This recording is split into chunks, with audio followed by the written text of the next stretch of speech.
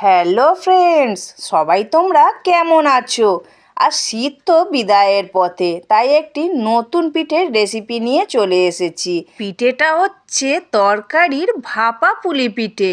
চলো বন্ধুরা, আমি এখানে তরকারিটা বানানোর জন্য বেশ কিছুটা ছোট্ট ছোট্ট করে আলু কেটে নিয়েছি বেশ কিছুটা মটরশুঁটি, কিছুটা কাঁচা লঙ্কা আর অল্প একটুখানি আদা।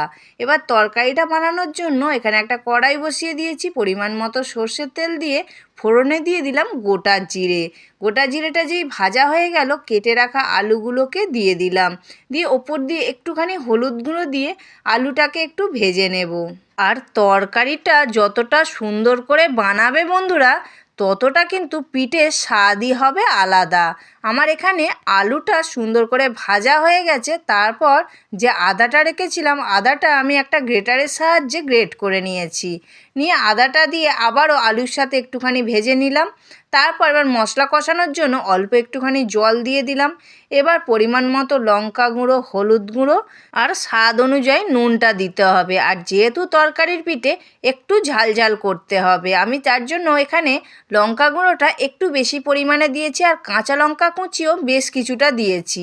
কাঁচা লঙ্কা কুচি আর মটরশুঁটিটা দিয়ে দিলাম, দিয়ে বেশ কিছুক্ষণ ধরে একটুখানি নাড়িয়ে চাড়িয়ে নিয়ে তারপর জলটা দিয়ে দিলাম।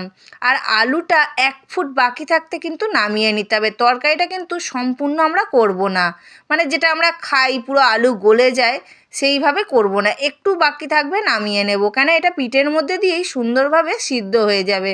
বন্ধুরা, আমার এখানে কিন্তু তরকারিটা সুন্দর করে রেডি হয়ে গেছে। আমি একটা প্লেটে নামিয়ে ওপর দিয়ে একটু জিরে গুঁড়ো ছড়িয়ে দিয়েছি। এবার তরকারিটা ঠান্ডা হতে থাকুক। এখানে আমি পিঠে তৈরির জন্য বেশ কিছুটা চালের গুঁড়ি নিয়েছি। চালের গুঁড়িটা আমি নিয়েছি কিন্তু 2 ধরনের, সিদ্ধ চাল আর আতপ চাল, দুটোকে মিক্সড করে নিয়েছি। আতপ চালের পরিমাণটা কম থাকবে, সিদ্ধ চালের পরিমাণটা একটু বেশি থাকবে, তাতে কিন্তু পিঠেটা খুব সুন্দরভাবে নরম হয়।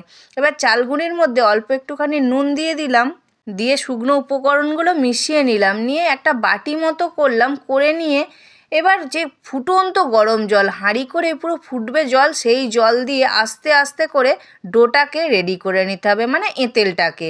আমরা এখানে এঁতেল বলি, আবার ডোও কেউ কেউ বলে থাকে। এখানে আমার সুন্দর করে গরম জল দিয়ে এঁতেলটা মাখা হয়ে গেছে। বন্ধুরা দেখো কতটা সুন্দর হয়েছে মাখাটা, আর গরম জল দিয়ে মাখার ফলে কতটা নরম হয়েছে।